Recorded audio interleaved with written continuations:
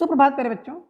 आज हम कक्षा 7 की दूसरी पाठ्य पुस्तक बाल महाभारत के दो महत्वपूर्ण पात्र भीम और कर्ण के विषय में जानेंगे। तो सबसे पहले हम भीम के विषय में जानेंगे। भीम के विषय में कुछ इस प्रकार से आपको देखने को मिलता है। अब आगे देखिए।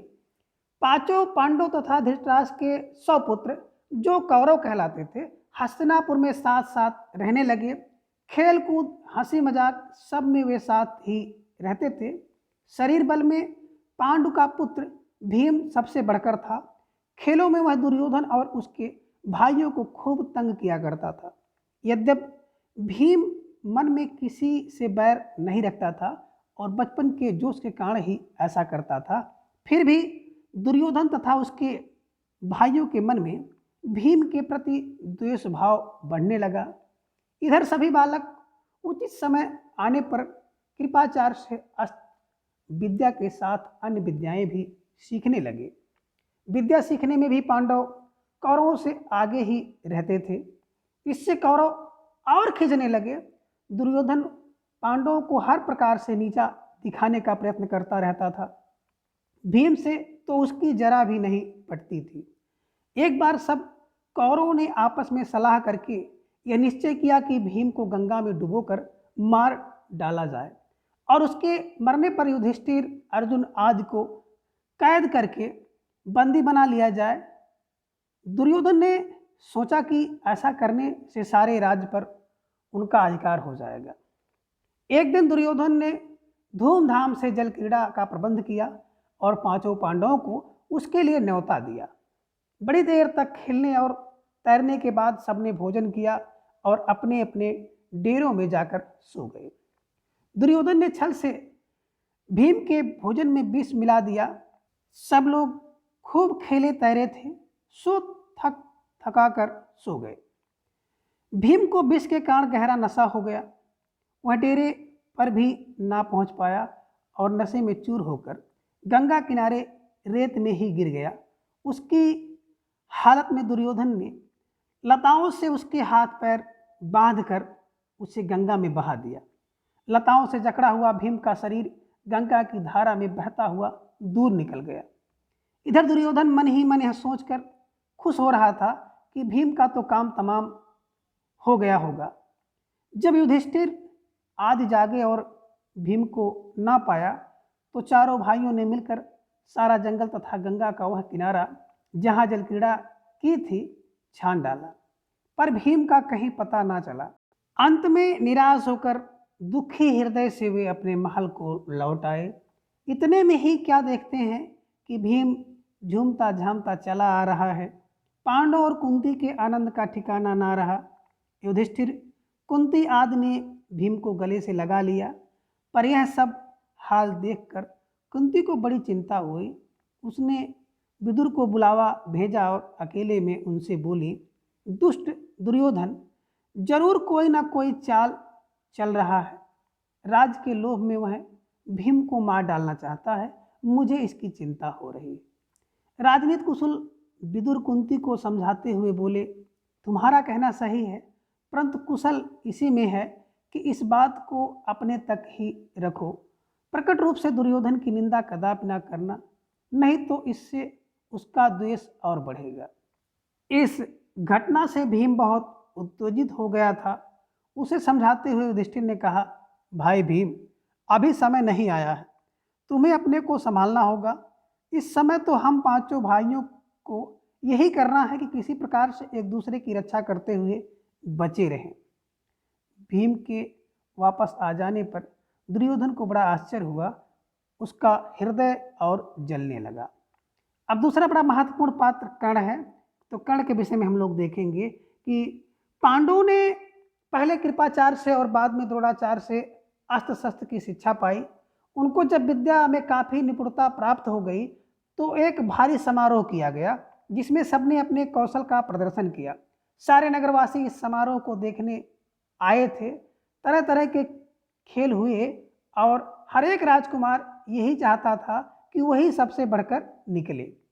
आपस में प्रतिस्पर्धा बड़े जोर की थी, परंतु तीर चलाने में पांडुपुत्र अर्जुन का कोई सानी ना था। अर्जुन ने धनुष विद्या में कमाल का खेल दिखाया। उसकी अद्भुत चतुरता को देखकर सभी दर्शक और राजवंश के सभी उपस्थित लोग दंग रह गए। यह देखकर दुर्योधन का मन ईर्ष्या से जलने लगा।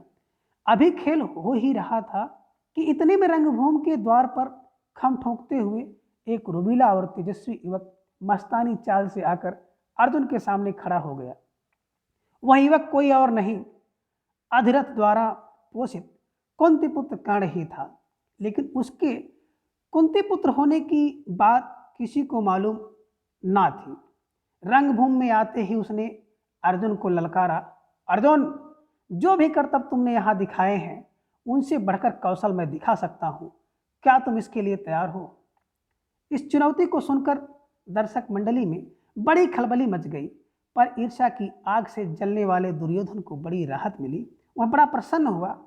उसने तपाक से कर्ण का स्वागत किया और उसे छाती से लगाकर बोला, कहो कर्ण, कैसे आए? बताओ, हम तुम्हारे लिए क्या कर सकते हैं? कर्ण बोला, राजन, मैं अर्जुन से द्वंद्व युद्ध और आपसे मित्रता करना चाहता हूँ।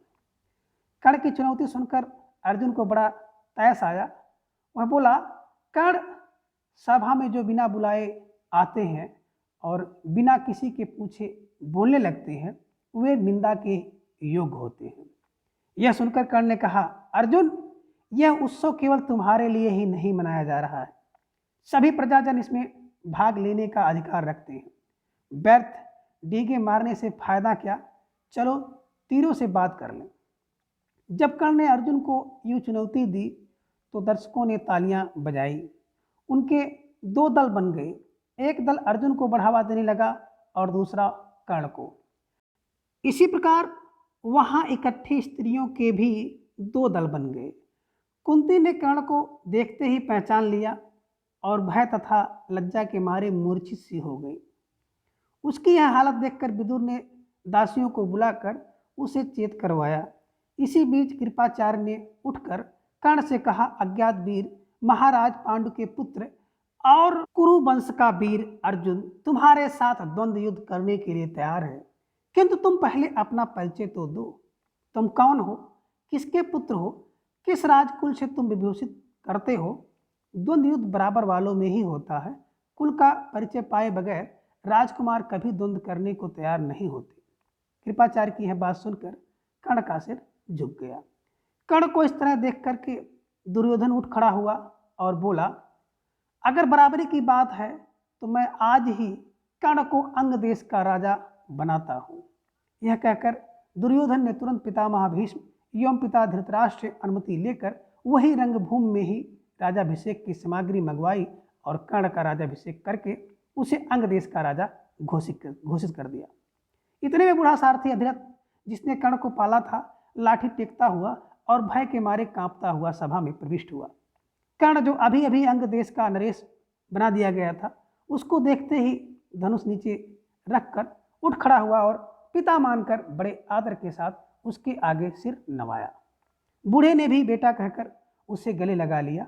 यह देखकर भीम खूब कहा मारकर हंस पड़ा और बोला, सारथी के बेटे, धनुष छोड़कर हाथ में चाबुक लो, चाबुक वही तुम्हें शोभा देगा।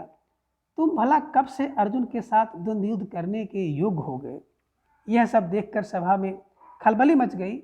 इस समय सूरज भी डूब रहा था, इस कारण सभा विसर्जित हो गई।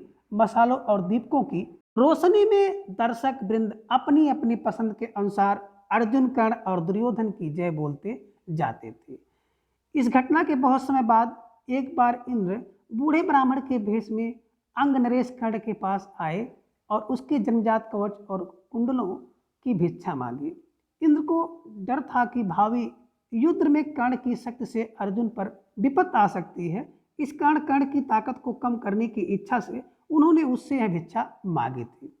कर्ण को सूर्यदेव ने पहले ही सचेत कर दिया था कि उसे धोखा देने के लिए इंद्र ऐसी चाल चलने वाले हैं, परंतु कर्ण इतना दानी था कि किसी के कुछ मांगने पर वह मना कर ही नहीं सकता था। इस कारण यह जानते हुए भी कि भिखारी के वेश में इंद्र धोखा कर रहे हैं, कर्ण ने अपने जन्मजात कवच और कुंडल निकालकर भिक्षा में दे दिए। इस अद्भुत दानवीरता को देख करके इंद्र चकित रह गए। कर्ण की प्रशंसा करते हुए बोले, कर्ण तुमसे मैं बहुत प्रसन्न हूँ, तुम जो भी वरदान चाहो मांगो। कर्ण ने देवराज से कहा, आप प्रसन्न हैं तो शत्रुओं का संहार करने वाला अपना शक्ति नामक शस्त्र मुझे प्रदान करें। बड़ी प्रसन्नता के साथ अपना यह शस्त्र कर्ण को देते हुए देवराज ने कहा, युद्ध में तुम जिस किसी को लक्ष्य करके इसका प्रयोग करोगे वह अवश्य मारा जाएगा, परंतु एक ही बार तुम इसका प्रयोग कर सकोगे। तुम्हारे शत्रु को मारने के बाद यह मेरे पास वापस आ जाएगा। इतना कहकर इंद्र चले गए। एक बार कर्ण को परशुराम जी से ब्रह्मास्त्र सीखने की इच्छा हुई, इसलिए वह ब्राह्मण के भेष में परशुराम जी के पास गया और प्रार्थना की कि उसे शिष्य स्वीकार करने की कृपा करें। परशुराम जी ने उसे ब्राह्मण समझकर शिष्य बना लिया। इस प्रकार छल से कर्ण ने ब्रह्मास्त्र चलाना सीख लिया। एक दिन परशुराम कर्ण की जांघ पर सिर रखकर सो रहे थे। इतने में एक काला भौरा कर्ण की जांघ के नीचे घुस गया और काटने लगा। कीड़े के काटने से कर्ण को बहुत पीड़ा हुई और जांघ से लहू की धारा बहने लगी। पर कर्ण ने इस भय से कि कहीं गुरुदेव की नींद ना खुल जाए, जांघ को जरा भी हिलाया डुलाया नहीं। जब खून से परशुराम की देह भीगने लगी तो उनकी नींद खुली। उन्होंने देखा कि कर्ण की जांघ से खून बह रहा है। यह देखकर परशुराम बोले, बेटा सच बताओ, तुम कौन हो? तब कर्ण असली बात ना छिपा सका। उसने स्वीकार कर लिया कि वह ब्राह्मण नहीं बल्कि सूत पुत्र है। यह जानकर परशुराम को बड़ा क्रोध आया। अतः उन्होंने उसी घड़ी कर्ण को शाप देते हुए कहा, चूंकि तुमने अपने गुरु को ही धोखा दिया है, इसलिए जो विद्या तुमने मुझसे सीखी है वह अंत समय में तुम्हारे किसी काम न आएगी। ऐन वक्त पर तुम उसे भूल जाओगे और रण क्षेत्र में तुम्हारे रथ का पहिया पृथ्वी में धंस जाएगा। परशुराम जी का यह शाप झूठा ना हुआ। जीवन भर कर्ण को उनकी सिखाई हुई ब्रह्मास्त्र विद्या याद रही, पर कुरुक्षेत्र के मैदान में अर्जुन से युद्ध करते समय कर्ण को वह याद ना रही। दुर्योधन के घनिष्ठ मित्र कर्ण ने अंत समय तक कौरवों का साथ ना छोड़ा। कुरुक्षेत्र के युद्ध में भीष्म तथा आचार्य द्रोण के आहत हो जाने के बाद दुर्योधन ने कर्ण को ही कौरव सेना का सेनापति बनाया था। कर्ण ने 2 दिन तक अद्भुत कुशलता के साथ युद्ध का संचालन किया। आखिर जब शापवश उसके रथ का पहिया जमीन में धंस गया और वह धनुष बाण रखकर जमीन में धंसा हुआ पहिया निकालने का प्रयत्न करने लगा, तभी अर्जुन ने उस महारथी पर प्रहार किया। माता कुंती ने जब यह सुना तो उसके दुख का पार ना रहा। तो इस प्रकार कर्ण मारा जाता है। आज की इस वीडियो में बस इतना। अगली वीडियो में हम लोग इसके अगले भाग को जानेंगे। धन्यवाद।